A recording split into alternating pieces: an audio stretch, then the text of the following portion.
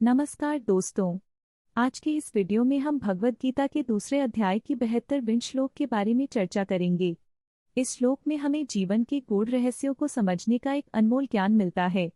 अगर आपको हमारा कंटेंट पसंद आए तो कृपया लाइक करें और हमारे चैनल को सब्सक्राइब करें। चलिए इस अद्भुत श्लोक के संदेश को समझते हैं। यह सदा स्मरते संतं सदा तत्वमय सदा। जो व्यक्ति सदा संत और तत्वमय का स्मरण करता है वह आत्मा की शांति को प्राप्त करता है।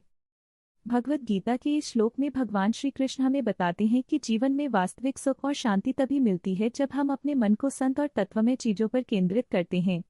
जब हम भौतिक सुखों से परे आध्यात्मिक ज्ञान की ओर ध्यान लगाते हैं तब हम वास्तविकता को समझ पाते हैं। यह श्लोक हमें सिखाता है कि आत्मा की शांति के लिए हमें अपने विचारों को सकारात्मक और उच्चतम स्तर पर रखना चाहिए। विषम परिस्थितियों में यदि हम संतों का स्मरण करते हैं तो हमें अपने मन की स्थिरता बनाए रखने में सहायता मिलती है। एक समय की बात है, एक छोटे से गांव में रामू नाम का एक लड़का रहता था। रामू बहुत ही मेहनती और ईमानदार था, लेकिन उसकी आर्थिक स्थिति बहुत खराब थी। एक दिन गांव में एक बड़ा तूफान आया। सभी लोग अपने अपने घरों में डर के मारे छिप गए। रामू का घर भी तूफान की चपेट में आ गया। उसने देखा कि उसके पिता अपने छोटे से खेत को बचाने की कोशिश कर रहे हैं। रामू ने अपने पिता से कहा, पिताजी, हमें डरने की कोई जरूरत नहीं है। अगर हम संयम से काम करेंगे तो हम इस मुश्किल से निकल जाएंगे। उसके पिता ने आश्चर्य से पूछा, बेटा, तुम इतनी हिम्मत कैसे रख रहे हो? रामू ने उत्तर दिया, मैंने भगवद गीता के श्लोक पढ़े हैं जहाँ कहा गया है कि जो संतों का स्मरण करता है वह आत्मा की शांति को प्राप्त करता है। इसलिए मैं अपने मन को स्थिर रखने की कोशिश कर रहा हूँ।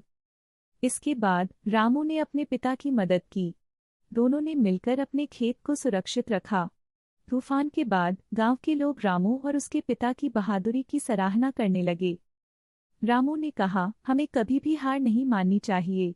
जब हम संतों का स्मरण करते हैं तो हमें साहस और शक्ति मिलती है।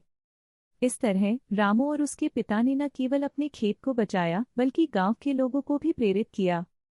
दोस्तों, इस कहानी से हमें यही सीख मिलती है कि चाहे कितनी भी बड़ी समस्या क्यों न हो, अगर हम अपने मन को स्थिर रखेंगे और संतों का स्मरण करेंगे तो हम हर मुश्किल का सामना कर सकते हैं।